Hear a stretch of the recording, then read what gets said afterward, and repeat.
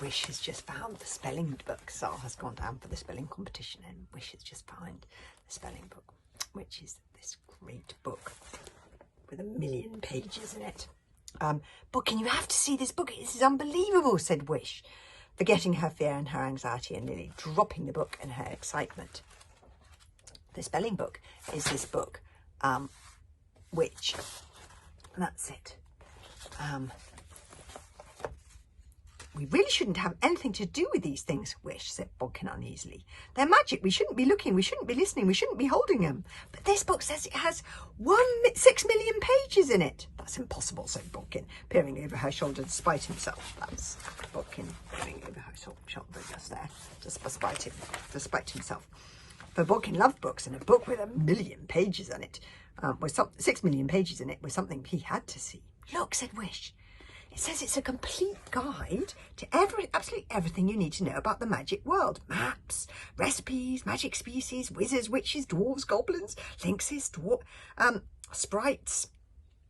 And then there's a breakdown of all the different types. And then there's a section on lost words that sounds interesting. Languages, dwarvish, elvish, giantish. Ooh, Dorish. I wonder what Dorish is. I didn't know Dor spoke.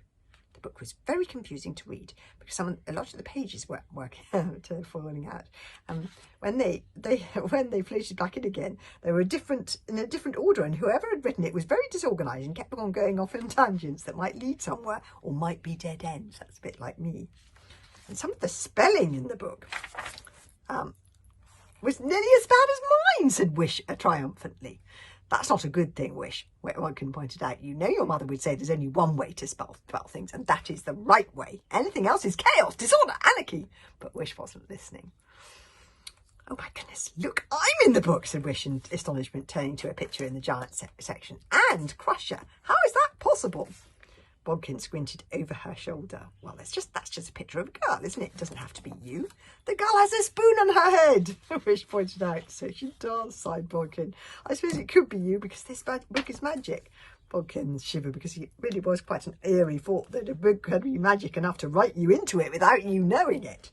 Which is why we really should not be used to reading it. I'm only looking at it to see if it can help us escape. So this is the spelling book that they're reading there. You see, it's a complete guide, it says at the bottom, to the entire magical world. And when you open it, it says, this is the property of Tsar the Magnificent, Boy of Destiny. And then the spelling book says, hello, welcome to the spelling book.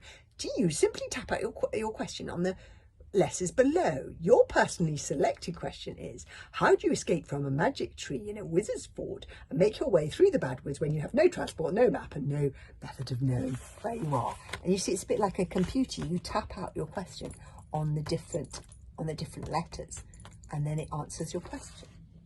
Please note, if the spelling book malfunctions, you will unfortunately have to turn all of the 6,000,000 pages yourself. Sorry about that. And then this is just an introduction because this book is magic. So you see, because there's millions of pages, the front pages turn invisible as you're turning the pages. And so do the back pages. So look to different kinds of giants. The jumbo frilly-eared dreamer giant. I like that one. That looks very sweet. And the long stepper high walker giant. That's like Crusher. Do you see his face there?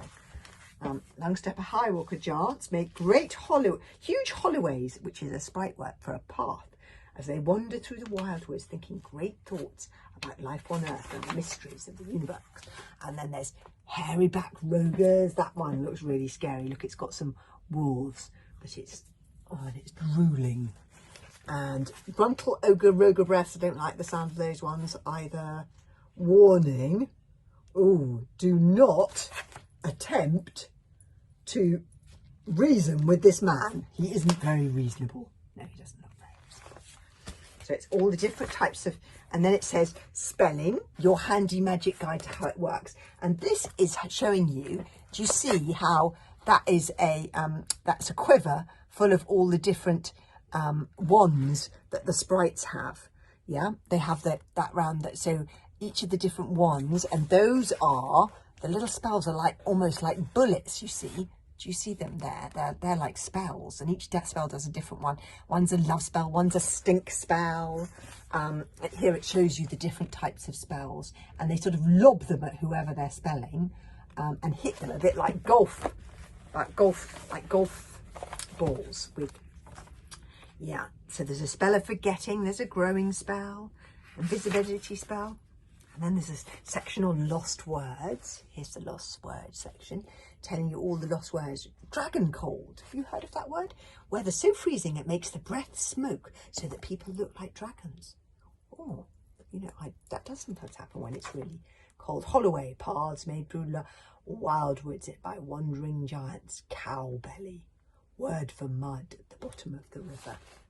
So all of these lost words, sprite words. And then there's sprite curses. In the world of magic, you see, words have power, so cursing is a very powerful weapon. The druids have made quite an art of it.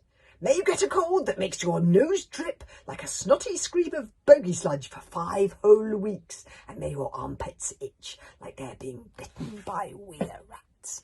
That's a druid curse. May you be swallowed by a cow, then eaten by a whale that is on its way down to the dreariest depths of the sandiest wastes of the endless and bottomless ocean. Oh, and then there's a section about witches. Might happen. What to do if witches were by some awful chance not to be extinct. Point 1, we have no idea what you should do. That's not very helpful. 2, don't try running, they'll catch you. 3, you could use iron, but magic people are allergic to iron. 4, see point 1 above, we have no idea. Oh dear. And then at the end of the book it says, the spelling book gently thanks you for reading, and will gently remind you that things generally turn out all right in the end. That's helpful. Right, okay, so where were they? Yes. We really should not be reading this book. I'm only looking at it to see if it can help us escape, said Wish. Squeezes and Tevenstorm and the Snowcats were not doing a very good job of guarding Tsar's prisoners. It had been a long, tiring day, and they had, oh, by the way, that's spoon moods. I love spoon moods. Excited, sleepy. This is a page in the spelling book. Sad. Yes, have fallen asleep. So maybe they could escape, thought Bodkin, his heart lifting. Now, how did Tsar make it work, frowned Wish? He tapped on each letter on the contents page, and the pages magically turned to the right place. Bodkin, my spelling isn't too good. Could you help? Bodkin leaned over Wish's shoulder and tapped out, how do you escape from a magic tree in a wizard's fort and make your way through the Badwoods if you have no rope, no transport, and no compass or means of knowing where you are? Into the spelling book. It's a tricky one. However, all the answers seem to involve some sort of specialist equipment, like flying carpets or shoes with wings. And a lot of them pointed out all the dangers of the Badwoods because they haven't got any shoes with wings and things. In horribly realistic and ghoulish detail, such as giant cats and werewolves and mushrooms with teeth. And Bodkin didn't particularly want to be reminded of these. The two of them jumped nervously as an unbelievably loud noise came down from below Tsar's locked room, a noise like about 20 thunderclaps going off at the same time, which was the sound of some of the wizards in the main hall below fighting each other. Good gracious, what was that? Exclaimed Bodkin. Wish peered down through the cracks in Tsar's walls, and she could see right down into the main hall. The spelling competition was beginning. And that's Tsar's bag of wizard staves, which is a bit like the quiver of the quiver. You remember the quiver of magic wands that the little sprites have? They have a sort of big one, a bit like a golf bag as well, with all the different spelling staffs in them, and each different staff is better for a different thing. So one of them is better for doing spells of invisibility, and another staff might help you to move things move things from here to there. Or anyway, tomorrow we'll have the spelling competition. Looking forward to that.